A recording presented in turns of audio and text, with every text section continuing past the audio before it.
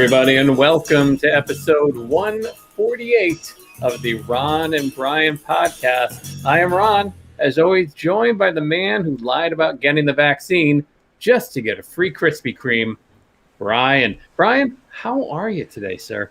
I'm doing great. It's Thursday. It is the last Thursday of March, which can mean only one thing, and that is that we've got one of the highlights of my month on our After Dark over on Patreon. We've got our monthly pajama party where our Patreon subscribers come on to the show. They join us for I don't think we've done an After Dark pajama party that was less than an hour. No, it is a and solid all entertaining. Oh, absolutely. It's a lot of fun. We get personal, we get funny, we get sassy, spicy, sexy. All of the above. So if you want to join us tonight, go to ronandbrianpodcast.com. Click on the upper right-hand corner of the homepage. That's where you can join our Patreon. Bronze subscribers and higher get access to the live After Dark that'll take place about an hour and a half from now. In the meantime, let's get things rolling, Brian, with Drink of the Week. Drink of the Week. Na zdrowie. Salud. Drink of the Week. Cruncher. Who's? Drink of the Week. Drink of the Week. Drink of the Week. All right, Brian, what are you drinking this week? What does this look like to you, Ron? Oh, it looks like a double IPA. Yes, it coming out is. hot tonight. Coming from our friends in Coronado Brewing Company, we've got the Never Better Double IPA. This is brewed with a vibrant blend of Vic Secret, Mosaic, and Citra hops. It's a double IPA bursting with hop flavors of a tropical mango, passion fruit, and resinous pine. Because What do I want to taste when I'm drinking my beer? Pine, just like George Brett did. One sip, and I'm going to go from good to never better. Coming in at 8.1. Oof. You are starting strong, my friend. I hope you are still with us come the After Dark. How is that double IPA for you? Ooh, that's good. All right. It's not too, it's got, it's very flavorful, but the hoppiness isn't really overpowering, which is the problem I have with a lot of different IPAs. So I'm quite happy with this. All right. Good to hear. Ron, what do you got? So as always, I have to go local. We got to support our local folks. I was out at our good friends, Broken Goblet Brewing out in Bensalem, PA. Had a little music night going on, but had to go when they had this new session release that just came out. That's right, Stonks and Stimmies, a new amber ale aged on oak, giving it notes of burnt brown sugar, vanilla, and clove. It clocks in at a respectable 4.9%. Get a look at that color right there. I've actually already had a few of these. It's fantastic, but I'm going to have another. Now, it looks beautiful. The question is, does it taste as good as it looks? It tastes as good, if not better. And you know, we like anything with the word stonks in it.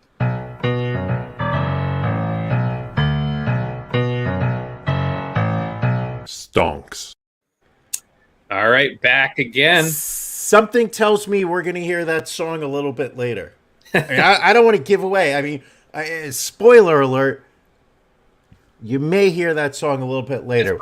We have quite the lineup, so we want to make sure we get through things here. So let's keep it rolling with This Week in Racism. This Week in racism. racism.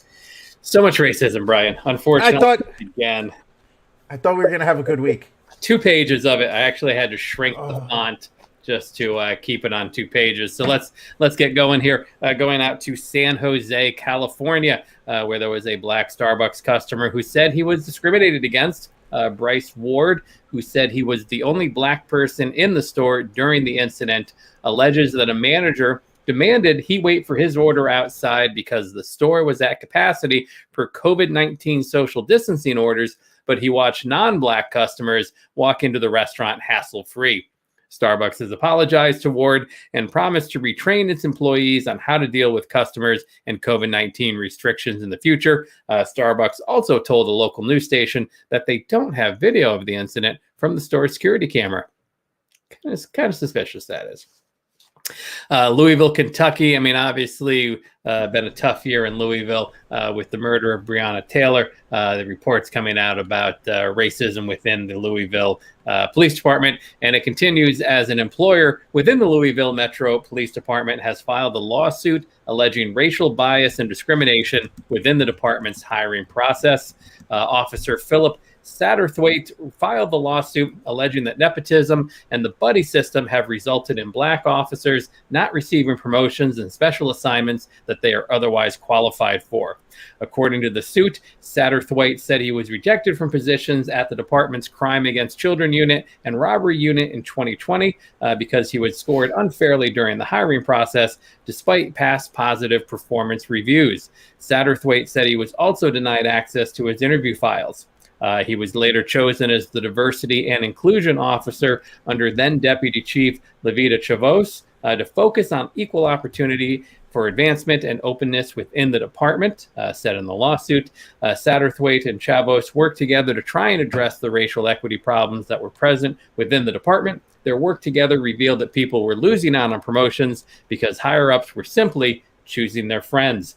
After Louisville Police Chief Erica Shields took over earlier this year, the suit alleges that Satterthwaite was removed from his position as Diversity and Inclusion Officer and instead was given the, quote, window dressing job of recruiting Black employees. So Louisville. That's a title? Apparently it is. Going out to San Francisco, the Black vice president of the San Francisco School Board is refusing to resign amid fierce backlash over a series of racist tweets she made against Asian Americans in 2016. In the thread of tweets from December 4th, 2016, Vice President Allison Collins said that Asian American teachers, students, and parents had used, quote, white supremacist thinking to assimilate and get ahead. Collins explained that she was seeking to also, quote, combat anti-Black racism in the Asian community and at my daughter's mostly Asian American school.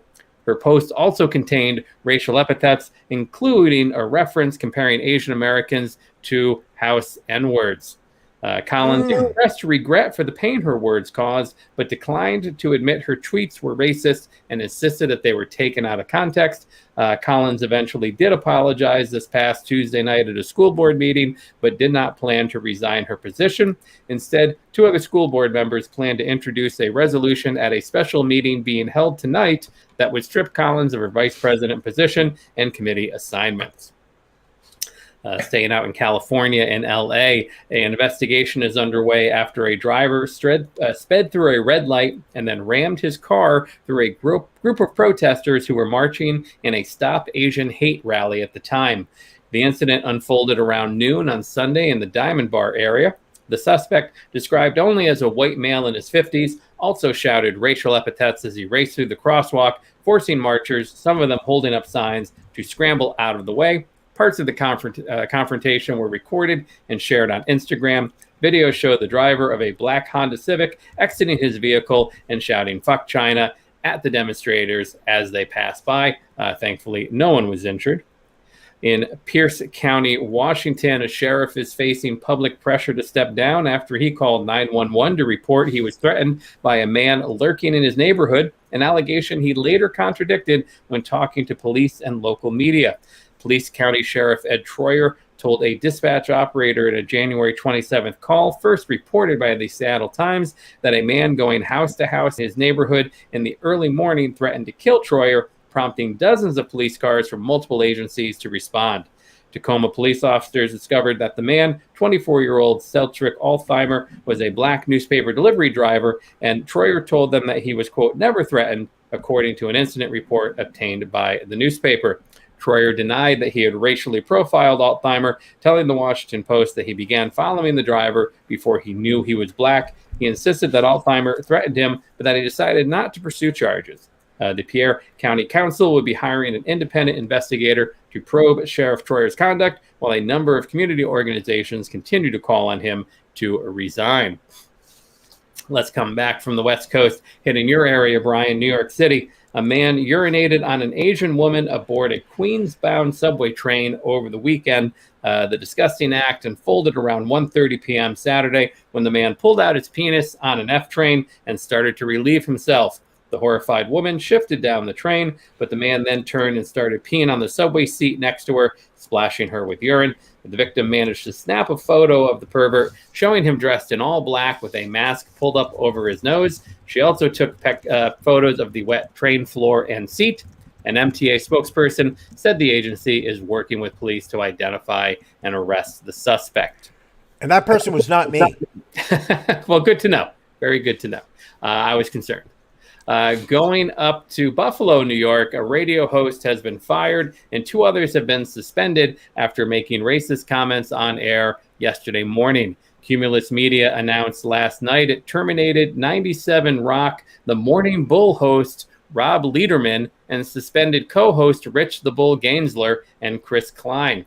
The controversy began when Letterman compared toaster settings to the color of black women's skin tones as they discussed making toast for breakfast. Quote, "I may get in trouble for this," Lederman said, "but I have them set to the attractiveness of women I find to be attractive.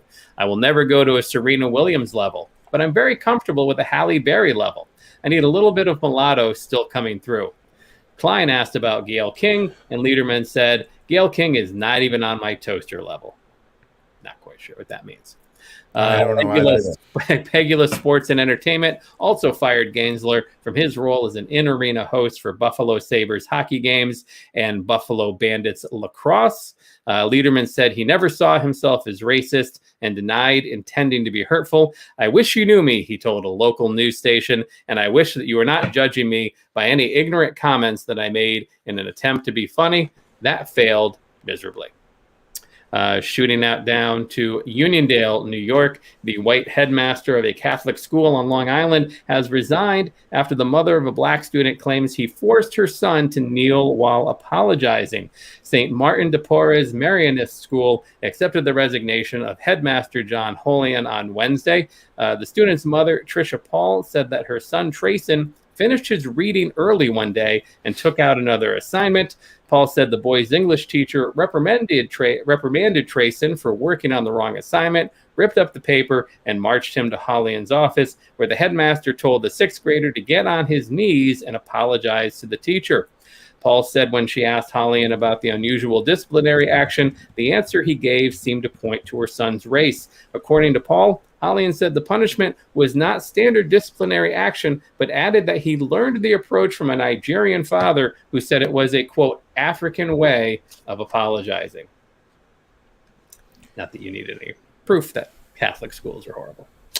We'll go down to Jacksonville, Florida. A compilation of video clips from recent public meetings at Jacksonville's Robert E. Lee High School garnered wide attention online, featuring controversial comments from some alumni speakers. The meeting was part of a series of community sessions meant to collect public comments on a measure to rename 9 schools in the Duval County School District due to the controversial history surrounding their namesakes. And we've got a clip here of a couple of the people speaking at that meeting. Jesus himself never condemned slavery. In fact, he said slaves have an obligation to obey their master. So cancel history. Careful supremacy, though. I got here this evening and looked around and I saw shirts that says, "I'm not a gang member." I guess I am a gang member. I'm a gang member from the class of 1966. This high school is having problems. How long has it been predominantly African American? What? Obviously, that meeting went well. Lee High School will be holding one final meeting tonight regarding the renaming, after which an advisory committee will finalize a list of 5 possible names to replace Robert E. Lee. Those names will then go to a public vote during the last week of April and the first week of May. How much do you want to bet that some of those names that are going to be considered are actually worse than Robert E. Lee? Like, what are the odds it's going to be like Donald Trump or There will probably be at least one that is very borderline. Also problematic. Yeah. Yep. But I think our worst. Are we done? Are we done with this week in racism? Because I'm done. I am tapped out. But we have one worse than Robert E. Lee. And this, again, back to New York City. A woman hurled racial slurs at a bakery worker who asked her to leave for refusing to take basic COVID-19 safety precautions. Video shows the maskless woman confronting a worker at the Davidovich bakery on the Lower East Side and using the N-word repeatedly until she was thrown out. Quote, "I said, you're a bitch-ass N-word," a term they use, said the woman, who gave her name afterward as Stephanie DeNiro. Quote, "All of my children have a black father. That's a term I've heard them use all my life." So let's get a clip of this delightful woman. Please leave. Why? Because he's a bitch-ass nigger? No, excuse me. Oh, that's what he is. Hello. Now you need to go. That's what he is. Excuse me, ma'am. Bitch-ass Hello, N-word. ma'am. You I need just to said go. it. You heard it. Let me call a cop because this might have been very disruptive now. It doesn't affect No, me that you're not going to serve me because you're a bitch. Yeah. So anyway, De Niro of Queens has recorded herself refusing. Queens? Wait, said she's from Queens? She's from Queens and using racist language. And she told the Daily News she didn't care if this video went viral. It's actually great because they're forcing people in New York City to wear masks, De Niro said. It's political theater. I don't believe in COVID-19. It's a hoax to convince people to use absentee ballots to steal the election from Donald Trump. Spoiler alert, she's a Trump fanatic. Security guards in a world escorted De Niro outside and called 911 to report the incident, but they ended the call once she was outside and no police report was made. And today, and I think it was either earlier today or yesterday, she released a statement denying that she said the N-word. Yes, even though it's on, and I think we heard the video. She is saying that she uses it with the hard A and not the ER at the end. But before we get out, I think that's her defense in that she didn't really use the N-word with the ER at the end. She used it with the A, and she again fall back on the fact that all of her kids' fathers are black, so she can't possibly be racist. Wow. Now, why wasn't she the lady that was peed on the subway? Why did that poor innocent Asian woman get peed on the subway? There's no justice in this world. Before we get, and I'm not saying I want anybody to be peed on. I know that I'm drinking an 8.1 beer. I don't want anyone to get any type of make any assumptions about me. There you go. Before we get out of this segment, Brian, come on, please. Have you not figured out that I'm trying to get us out of this segment? We have one last thing with Racism Rewind. Racism Rewind. For the last couple of weeks, we've talked about Teen Vogue and Alexi McCammond, who had resigned due to racist tweets she had made towards Asian Americans when she was in her teens. Well, now a senior Teen Vogue staffer who opposed Alexi McCammond's hiring as editor-in-chief over troubling tweets has herself repeatedly dropped the N-word in online posts. Christine Davitt, a senior social media manager at the Condé Nast magazine, had earlier this month made public a letter by staff complaining about McCammond's hiring in light of her past racist and homophobic tweets. Yet Davitt still had up old posts of her own in which she repeatedly dropped the N-word. She at least twice referred to a friend who appears to be white as the N-word in 2009, and the next year also used the N-word in a joke tweet.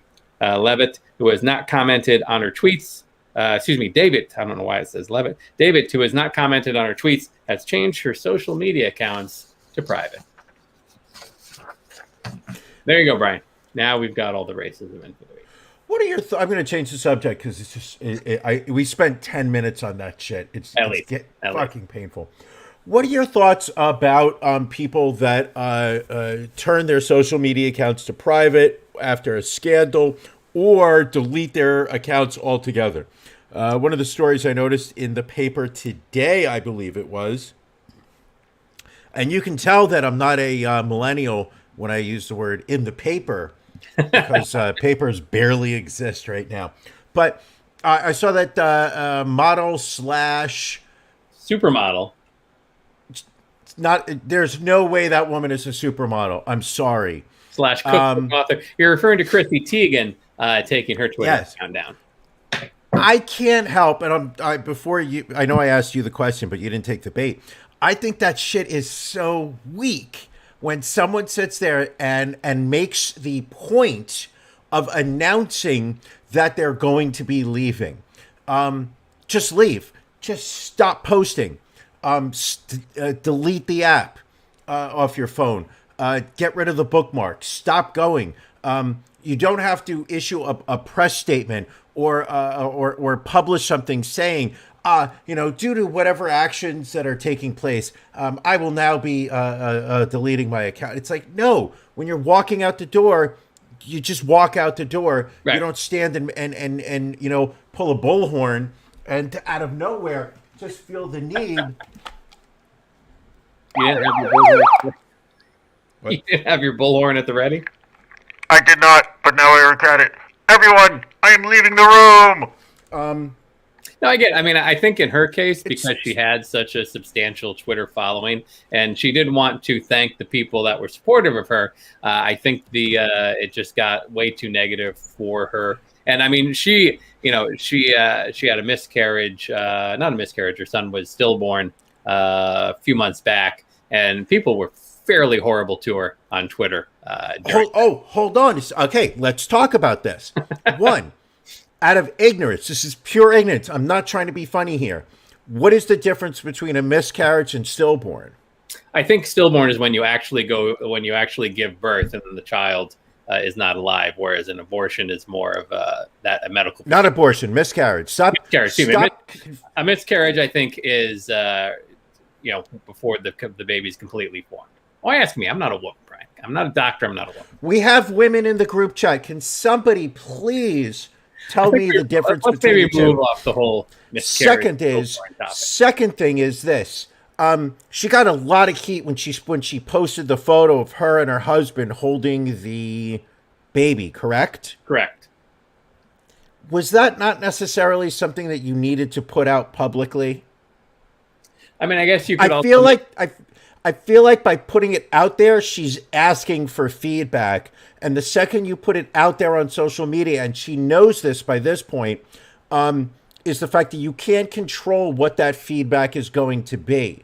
I know she wanted to speak to a segment of the population, people that were going to be supportive and that were going to be kind and caring and would hear a message. But there's also a lot of terrible people out there that are also seeing that same photo.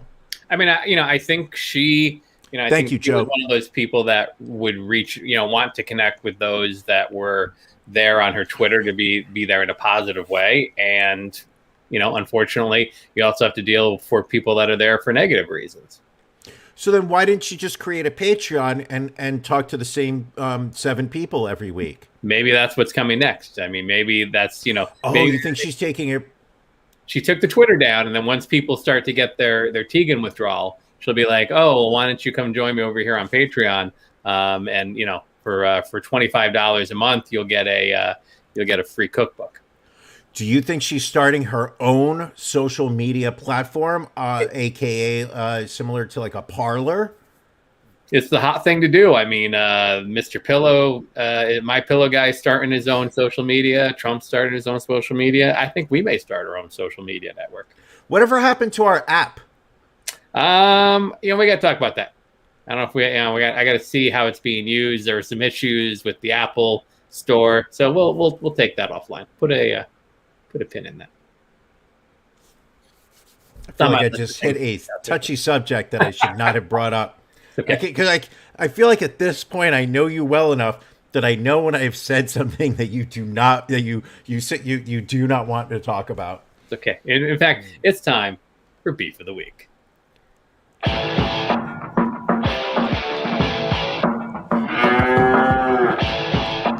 Ron and Brian's Beef of the Week.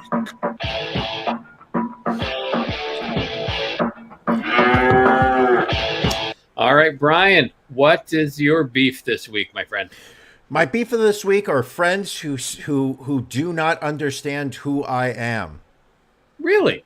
Explain. I need some context here. I have a very close friend who I feel like I've been very close to over the past 3 years. They did something that really agitated me. They said that they were going to mail a package to me. Right. But told me that I was not allowed to open it. Yeah. And I'm not the person that likes surprises. I do not like the pack a bag, we're going out of town for a week. Right. But I'm not going to tell you where we're going. We're not the, hey, I bought tickets to something tonight. Be ready at 8 o'clock. Is your adversity to surprises because of that crying game incident you had back in college? No, that was one of my best sexual experiences. Okay, fair enough. Now, you do have the package there that was sent to you, correct? Do you have the package right here? All right, open it up. I mean, it's a very special gift that I wanted you to have. But should I open it now during Beef of the Week, or do we put it? No. I think that's perfectly fine. Oh, you got it. That's careful with that knife. Nice opening sound effect there. I swear to God, don't stab yourself. I would feel very bad. Jesus, you really did a good job taping this thing. Well, yeah, it's going. It's fragile, so I wanted to make sure it was. Is it really fragile? Well, it's breakable. Breakable? That's right. Cut away from you. That way you don't stab yourself. Oh, I'm drinking an 8.1 beer. There's no way I'm not going to stab myself. What the hell is this?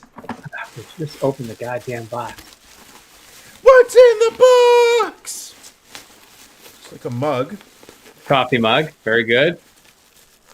Stonk Investor. Your official Stonk Investor coffee mug, because, my friend, I could not drink from my Stonk Investor coffee mug. Oh! One of your very own. This is awesome. So when we are busy making money in stonks, Brian and I can now drink from our Stonk Investor coffee mug. I take back my beef. This shouldn't be beef. This should be a happy time for you. Do you see this smile on my face? This is awesome. I see it. Stonk. Boom, boom. Can you just play the theme song? Of course. You know I love it.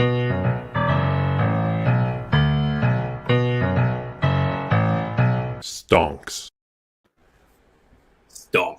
I love it. Well, I guess Ron, what's bothering you? It's time for my beef. My beef is with companies blaming the post office for their inability to get products to me. Okay. All righty. So I ordered a little something from Costco off of their website a little over a week ago, and it said it shipped, and it had like a tracking number, but the tracking number never, always said like, oh, we haven't got the package yet. So after 8 days, I'm like, well, I don't think I'm getting this damn thing. So I hop on their little online chat, and they're like, oh, there's a lot of problems with the post office right now. And I'm like, but it didn't even get to the post office. Well, it might have. I'm like, it was one of those deals where it was going to UPS, and then UPS was bringing it to the post office. UPS never had it. Well, it could still be in transit. I'm like, well, where is this coming from? Frederick. I'm like, Frederick, Maryland? Yeah. Well, I'm in Pennsylvania. I can guarantee you it's not going to take 8 days. Right. She's like, why don't you wait a few days? And then if it hasn't come, I'll process it as a lost item. So I was like, just process it as lost now. Well, if it does show up, you're going to get billed for 2. Like, I don't think it's ever showing up. And sure enough, it's a few days later. They are shipping the new one, which I got a tracking number, which actually has an arrival date, and still nothing. But it's just like, it's the bullshit of being like we get it. The post office is fucked up right now, and they're not always doing the best, but just don't automatically blame them when your company is fucking up too. It's my beef. Don't you think the post office has been attacked enough? Exactly. It's just piling on at this point. What was it you ordered, if I may ask? It was just it's a big bottle of Advil. It's a good price, I buy in bulk, Brian. What can I tell you? I know you do. I've seen your beer fridge. True. Very, very true. I think it's all right. Well, what else do we have? We got a ton of stuff to get to, and we're already a half hour into this show. So where we want to get into the latest mass shooting? There was a mass shooting? Yet again. Colorado, Boulder. Boulder, Colorado. A shooting Rocky Mountain. in a grocery store out there called King Soopers in the South Boulder area.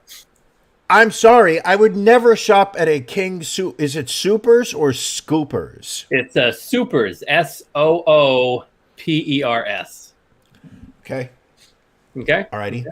Before, hold on, I need to address two comments. Janelle's asking, I couldn't go to Costco and get it. My Costco is like a half hour away, and it was literally the only thing I needed. So I wasn't. Couldn't you have ordered it from Amazon? It was cheaper from Costco. But aren't you working now? I mean, when you were on unemployment, I understood you had to save every penny that you could. But you're making what, 60 cents on the dollar compared to what you were a year ago. I would imagine you could afford the Amazons. And Billy was assuming I was doing bulk orders or cooking orders. I do quality over quantity with my cooking oils, and I would ask you to respect that.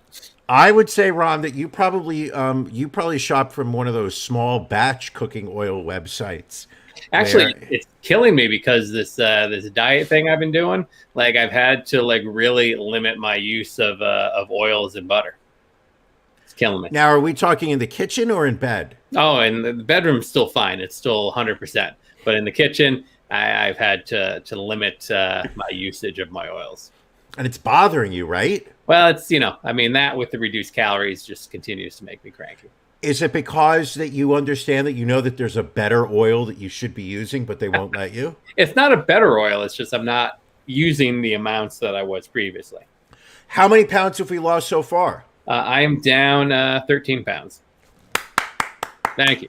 That's something to be proud of. Yeah, now, no, I'm excited about the start here. So that's 3 weeks, 13 pounds. That's a good start. I'll be ready for beach season this year. Right. I'm telling you something. I will bring my ring light. We will do a photo shoot on the beach. All right. I like it. I like where your head's at. So there was a shooting. King Soopers. Yeah. Now, what I loved about this one was the fact that everybody jumped to the assumption that it was a white male. Right. When they saw the guy who was arrested, the picture was from a distance. So everyone's like, well, that's a white guy. And he just looked hairy. I don't know that he was. I couldn't tell his ethnicity so much as the fact that he was wearing a mohair sweater. Right. But not the case. The Colorado mass shooting suspect, his name is Ahmad Alawi Alissa, identified as the gunman who killed 10 people, including a Boulder police officer. Now, I read a very hot take on Twitter about the police officer, and I was very offended by it.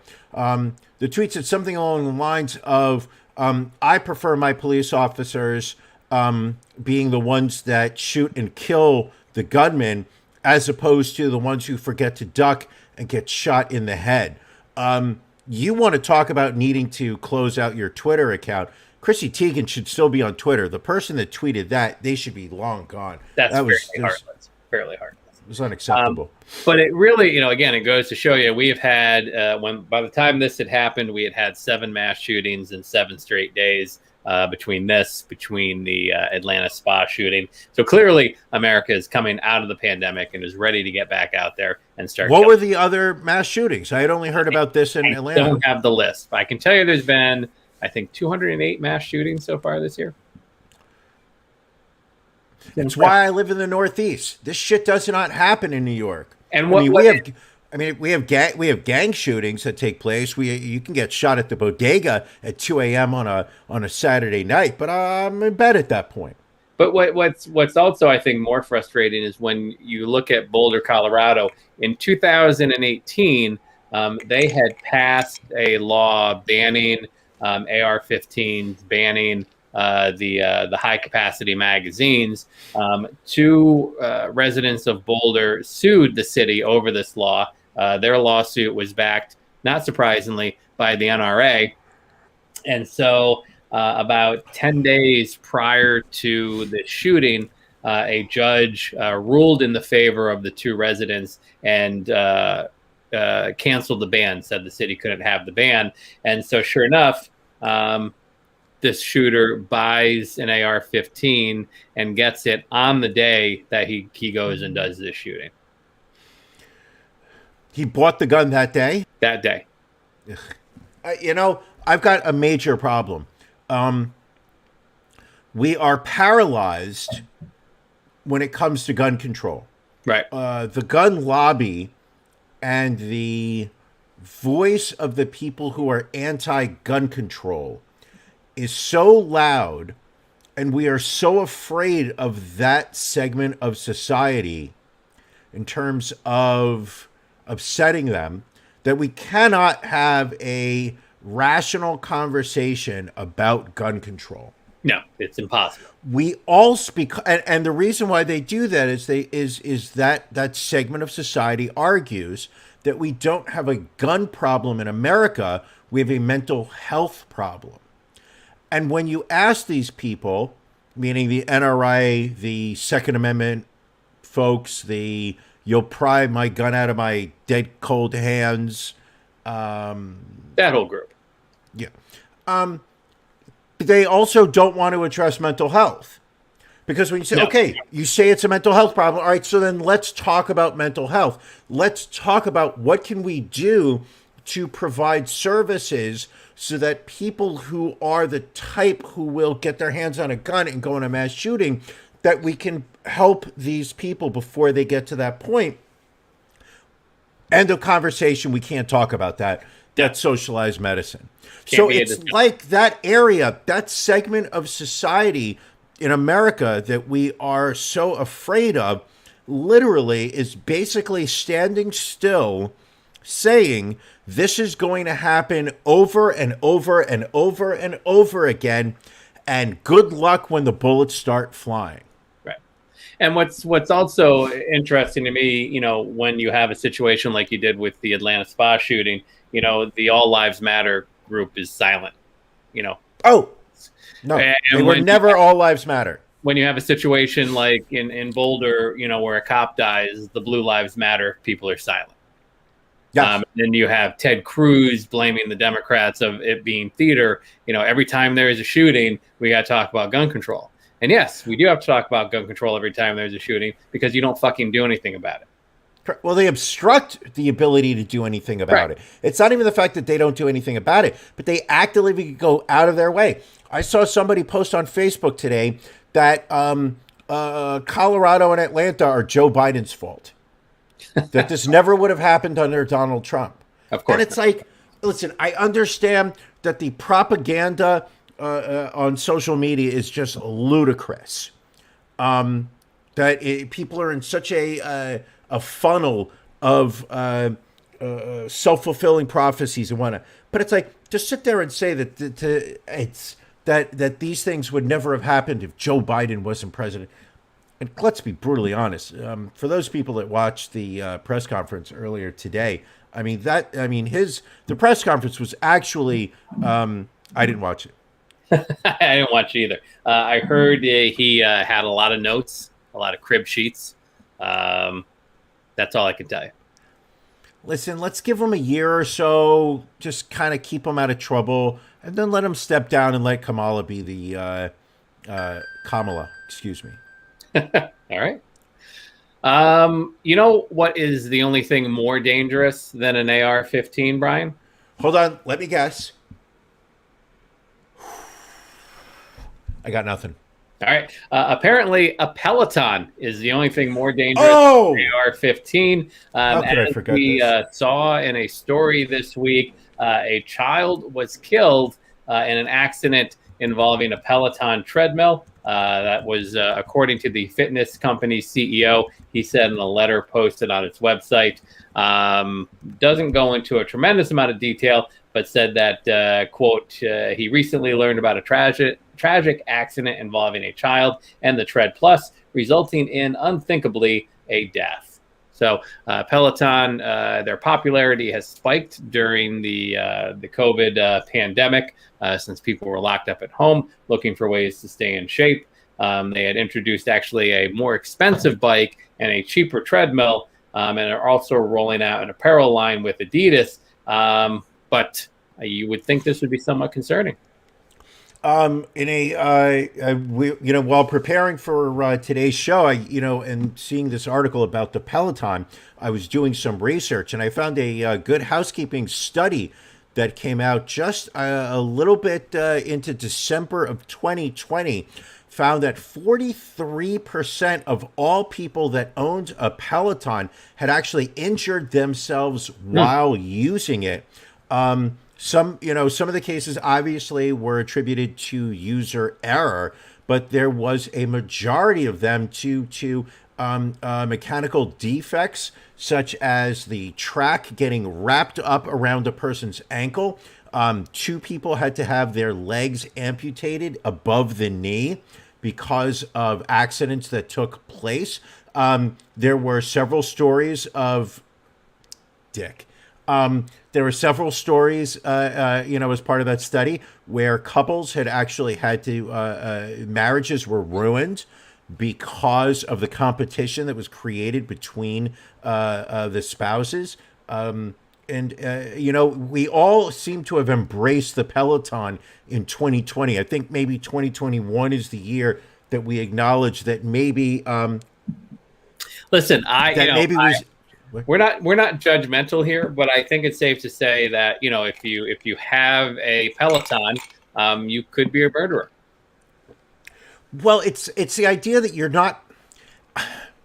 Based on the numbers that I was seeing, it seems as if you are the owner of a Peloton, you do not value your safety or the safety of those that live under your roof. One of the statistics that I pulled out of that study was 72% of all households that owned a Peloton had an increased rate of heart attacks while exercising. Well, that's that there's something that the videos that you watch while using the Peloton are set to abnormally force you to exercise harder than your body can handle. There you go. And let's not talk about the inherent racism that is also included in the Peloton. The different exercise coaches, I guess is the word you want to use. Is that the right? I believe, yes. There's one coach that uses the hard R in the N word. And depending on where you live geographically within America, Peloton will have you taking more of those classes from that coach. I mean, there's a lot of stuff about the Peloton that made me very uncomfortable as a product. Before we run too late, also, we should... Are we running late? We should thank this week's sponsor, Nordic Track. That's right, folks. Nordic Track, the producer of fine quality in-home exercise equipment. Brian, should we give a quick update on March Madness and how our brackets are doing and how, more importantly, our side bet is doing?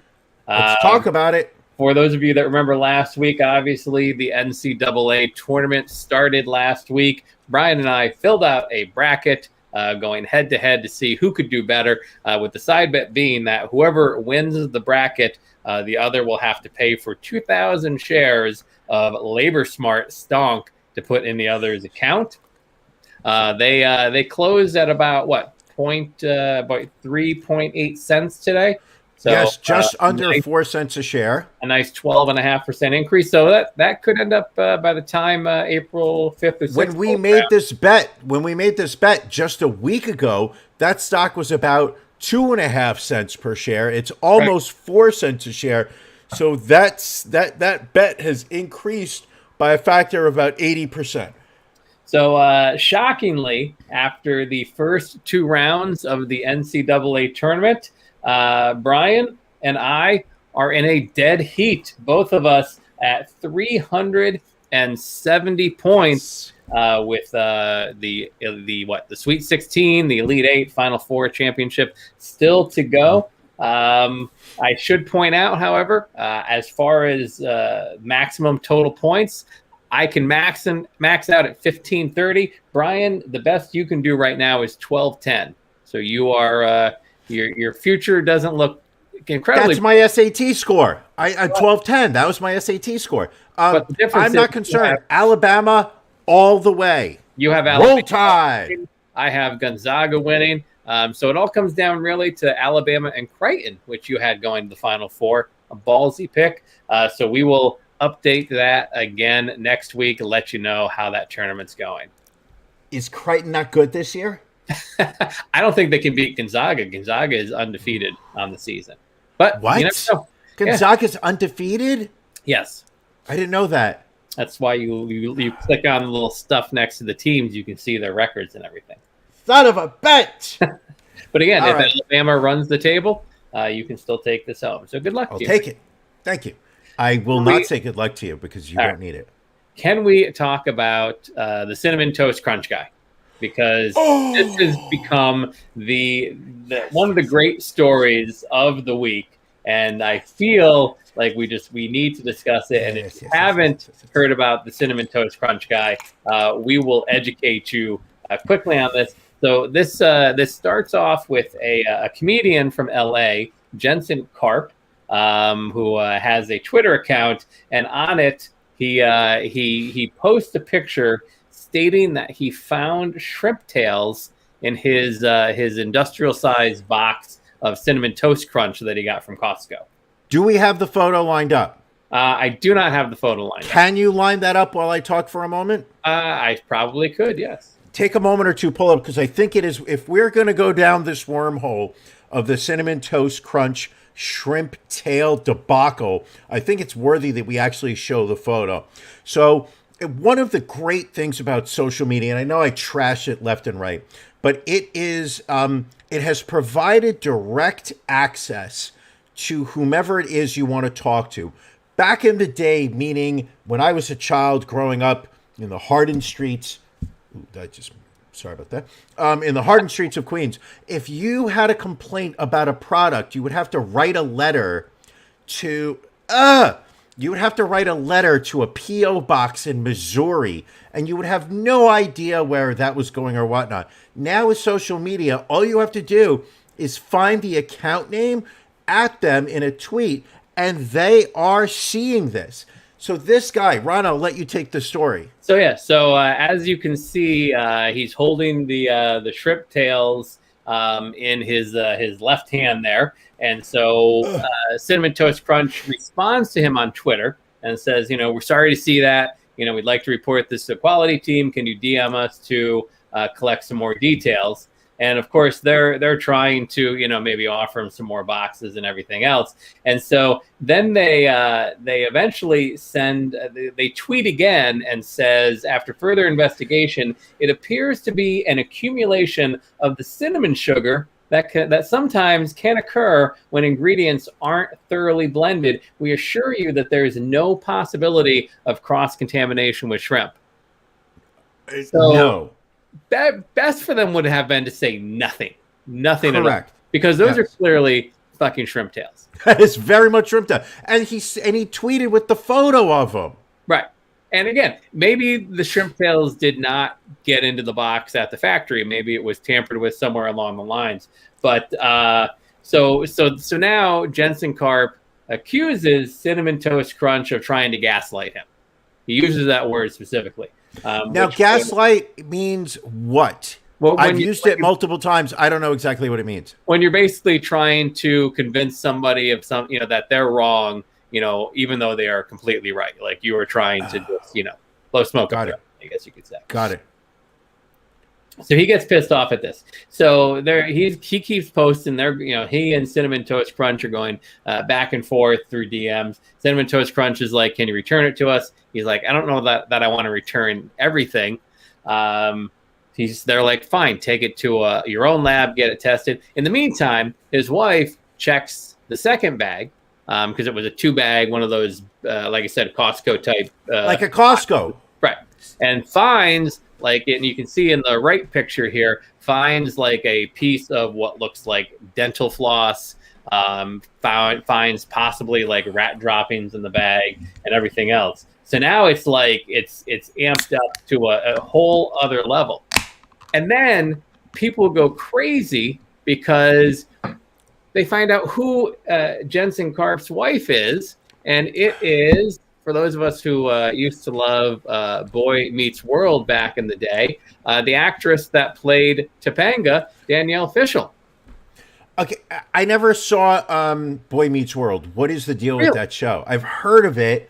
It seems to be one of those like worship TV shows, but I don't know anything about it.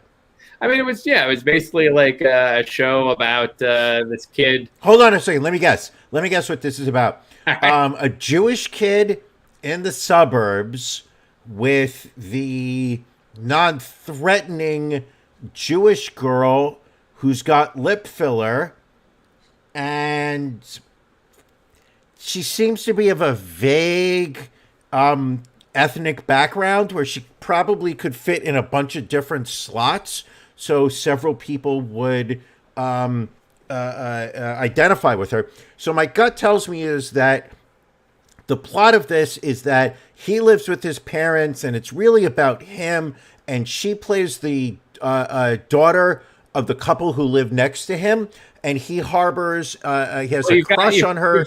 You've gotten it completely wrong up to this point. His entire child. So why stop now? Let me keep going. So he's got a huge crush on her. I got to get back to Cinnamon Toast Crunch. I can't have this foolishness anymore. So anyway, people who are fans of the show and fans of Topanga are like, holy shit. And then they find out that Topanga did like a promoted tweet on her account like a year ago promoting Cinnamon Toast Crunch Creamer from Coffee Mate. So now people... Wait, how do we know that it was promoted?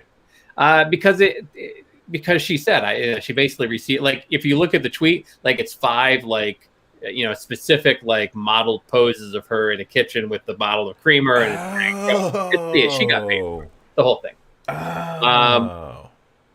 So then after we've had a few days to enjoy Cinnamon Toast Crunch, well then all of a sudden one of this guy's ex-girlfriends, Melissa Stetton, tweets and saying that he is this manipulative, gaslighting, narcissistic ex-boyfriend. And apparently who once told her he was surprised that she hadn't killed herself because her life was so worthless. And then she also tweets that she's getting a lot of texts from girls still in therapy that were involved with this guy. So now we get him being canceled after a few days. And so now you just have this string of tweets about what a horrible, manipulative, emotionally abusive, narcissistic person this guy is. And it's all a series of verified accounts on Twitter. Like, these aren't anonymous accounts. These are all Hollywood actresses, albeit D level. But who am I to judge? I'm not here to judge. No. But they're all sitting there being like, this guy is the worst guy I've ever dated, and he ruined my life for a year after we dated. So the idea now is that he put those, is the assumption is that this was all a publicity hoax? I mean, it's hard to say, and I don't know if we'll ever get an answer now because he's really gone like radio silent since all these accusations came out against him. But has he deleted his Twitter account? He has not deleted it, and he has not turned it private. So he is still at least keeping it out there. So I got to give him more credit than Chrissy Teigen, even though it seems like he's actually a worse human being than she is. But to top it all off, Jensen Karp was also a child rapper named Hot Carl. Is that Chance the Rapper tweeted the other day that apparently back in the day, Jensen gave Chance the Rapper like $5,000 to record a video. He apparently recorded an entire album, which just never took off. But is it available on YouTube? We'll have to take a look and see. I'm apparently freezing here. I'm getting some... Could it be something that we show during the After Dark without getting kicked off? We can certainly give it a try and see what happens. Because one time in college, I was at a bar. You had a hot and this Carl. guy was buying me he gave me a hot Carl. Very, very clever, Ron. I didn't know that you saw where that one was going. You know what? I've done. We're coming on 3 years of this show. I think I've seen enough to really know what's going on. Let's see. What else do we got? We got. But that was the fun internet story of the week. And it's so amazing how on the internet these days you can really have like an entire cycle of a story like this in just like 3 days, where everyone's like, "Oh yeah, it's funny, you know, there's shrimp tails in somebody's box of cereal," and oh well, no, he's a horrible person. Well, he is a horrible person. There's no denying that. Yeah, without a doubt. What else do we got this week, Brian? Celebrity deaths. We lost some good ones this week. It was a rough week. You want to talk about a few of them? Well, first off, Hollywood actor George Segal, or Seagal, as I like to call him, because when he was not playing America's grandfather on the Goldbergs, George Seagal was also known as a knife-wielding karate action star in such hits as In Cold Blood 4. I think you have him confused with Steven Seagal. Yes. So George Segal died at 87, worth 13 points for those who were participating in our Ron and Brian death pool. Nobody had George Segal. No. It gets worse. Talladega Night actor Houston Tumlin. A lot of people are going to be like, I remember Will Ferrell. I remember Ricky Bobby. I remember Sacha Baron Cohen. I remember John C. Reilly. I remember... I'll be impressed if you can remember anybody else that was in that movie. Fuck, I remember. It's the guy from the Green Mile. It was the father. The guy who played the father was great. Oh, Jane Lynch was the mother. Was she? Suck it. Yeah, Jane Lynch played the mother. All right. I'll take your word. Anywho, but he played Will Ferrell's oldest son. So in the famous scene at the dinner table when the two kids were literally ripping apart their grandfather, physically threatening him with violence, that kid living in Alabama, clearly he did not pick University of Alabama in his March Madness pool, which is why he was so distraught. Shot himself in the head. We do not know if methamphetamines were involved, but it was the kind of thing. Remember that face when he was like, Grandpa, kick your ass. But it was way more clever because he looks like the kind of guy that would that stormed the Capitol. Which is funny. First off, it's true, but also one of the other things I like about that reference is the fact that literally it's just such a broad stroke that you are applying to an entire human being, and everybody understands what you're talking about. Who else did we lose this week, Brian? Oof. This one really hurt. Jessica Walter, star of Arrested Development, also star of voice actress on Archer, played the mother. Her standout turn was in Clint Eastwood's directorial debut, Play Misty for Me. Also starred in The Flamingo Kid, and her Emmy-nominated turns on Trapper John, M.D., in the streets of San Francisco, passing away in her sleep at her home in New York City, at the age of 80. 80 or 87? This article says 80, but I don't want to give the impression that I'm reading. 87. My apologies. God damn it, Ron! Pay attention. Sorry. Those were the big deaths of the week. We also lost Yankee great Bobby Brown at the age of 96, which is such a shame because it's coming on the heels of losing his wife, Whitney Houston, in a tub, losing his daughter, Mickey Bobby Brown, and then losing his son, Nick Brown, recently. You hate to see such loss in a family, but Yankee great Bobby Brown passes away at the age of 96 earlier today. Ron, I have a question for you. Yes. What are you watching? You know what? I have to admit, I didn't really watch anything new. I'm still getting through Counterpart right now on Amazon Prime. I'm into season 7. I think about halfway through. So whoa. You started this like a week and a half ago, correct? Yeah. And you're on season 7? Season 2, I said. Oh, I thought you said season 7. Yeah, there was only 2 seasons to it. Okay. Brian, what are you watching? Earlier this week, I knocked out this weekend. I knocked out the Tiger. You don't have to drink every time I drink. It's not necessary. I watched the Tiger Woods documentary on HBO. How was that? A friend of mine recommended it. I'm going to tell you something. I fucking hate golf. I hate everything about golf. I hate the golf culture. I hate the golf clothes. I hate the fact that there's hundreds of acres of America that could be used for parks and whatnot that are dedicated to that are just wasted for fat white men to feel like they're still being athletic. I'm going to tell you something. This was a great documentary. I highly recommend it. Okay.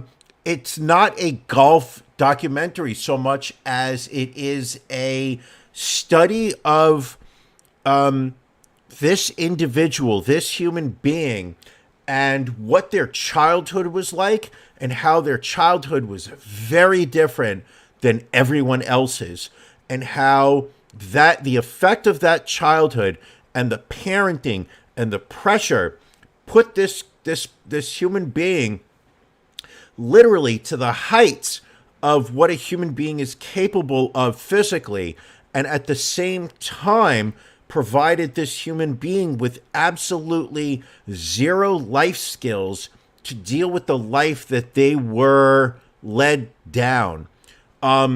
Not to say that the cheating scandals should be looked past on, but this was a guy who barely, all he knew how to do was play golf. Right. That's all. Well, that's all he was taught from a young age as a child. It's 2 episodes. Each are about an hour and a half, hour 40. I highly recommend it on HBO. If you're paying for it, please go watch it over the weekend. If you're not paying for it, reach out to somebody that you know and get their login and use that.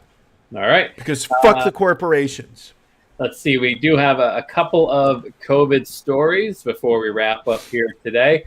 First one involving Texas Roadhouse founder Kent Taylor, who apparently committed suicide due to unbearable long-term symptoms of COVID-19. He was 65 years old. Apparently took his life last Thursday. Apparently also had been experiencing a number of post-coronavirus symptoms that had grown worse, including severe tinnitus or ringing in the ear. So you're saying basically the Texas Roadhouse's CEO is a weak-ass bitch because he couldn't handle what 3 million Americans have gone through. But he's still responsible for that great cinnamon butter they give you with the rolls at Texas Roadhouse. So you have to give a little bit of credit. Okay. What's the difference between Texas Roadhouse and Outback Steakhouse? When you really think about it. The steaks are better at Texas Roadhouse than Outback, without question. Really? And they give you the crappy brown bread at Outback, where they give you the fresh rolls and cinnamon butter at Texas Roadhouse. Okay. I've only been to Texas Roadhouse probably twice. Okay. Listen, I haven't been to an Outback in a while. Steak, don't get me wrong, but it's better than an Outback steak. Ironically, I could walk to a Texas and I could walk to an Outback right now. Well, we're doing the show right now, so. Would you be upset if I just stood up and walked away? I mean, it would be a problem. Who would I talk to? Well, if I leave now, I could be back in 26 minutes for After Dark Pajama Party, which is something that we do once a month, the final Thursday of the month. we send out a link to all of our Patreons who are at the bronze or higher. So it's basically $10 a month. You spend more a month on your iced lattes with oat milk. Is it oat milk? You can get milk. Oat milk. I am a almond milk fan personally. Is that because you can't handle the dairy? Yeah. Fewer calories, Brian. You find your run to work ass bitch. Oh, I can actually feel the 8.1 kicking in because I never would have said that had it not been for the case. Okay. But I say that with total love and whatnot. Can we just say that Johanna knows way too much about Texas Roadhouse? It seems from the comments. What did she say? You can also apparently sit on a saddle on your birthday at Texas Roadhouse. Yeah, you know why she knows that? A peanut barrel. Why is that? That's because she lives in like whack-ass Pennsylvania in the middle of fucking nowhere. For her, going to a Texas Roadhouse is like one of the best dining options within literally a 1 hour driving radius from her ranch style home. It's an American ranch. Right. I get it. I forgot what we were talking about. I don't know. Well, I think that might mean... Oh, yeah, we're talking about the fucking pajama party. The pajama party. Once a month, we have our Patreons join us on the show. Just like we're doing right now. It is Ron and Brian right now. But you know what? We're going to be joined by our Patreons. We do it once a month. We usually go for about an hour or so. Last month, a lot of sex stories. We're just saying. I opened myself, not physically, but emotionally. Not that I wouldn't be willing to open myself physically if that's what it took to get more Patreons to come onto the show. Right. But it is one, if I personally feel, and you can tell me if you disagree with this, I feel that it is one of the best values. It is one of the best things that we offer to our Patreons. Oh, it's a bargain. It's very much a bargain. I mean, at just $10 a month, bronze level Patreon, you get access to the live show. I say we wrap it up. We get ready for the pajama party. We pour ourselves another beer, put on our jammies, and get ready to party. I like your style, my friend. All right. Well, thank you, everybody, for joining us. For our Patreon folks, we will see you in a little bit. Brian, any additional words of wisdom before we cut on out of here? Just be kind to each other. These are crazy, shitty times. And if we all just tried to be a little bit nicer to each other, maybe this world could be a little bit better place. So if you see an opportunity to be nicer to your fellow human being, give it a shot. You'll feel better about yourself, and maybe you'll make somebody else's life feel a little bit better. All right. Sounds good. We will catch all of you next week.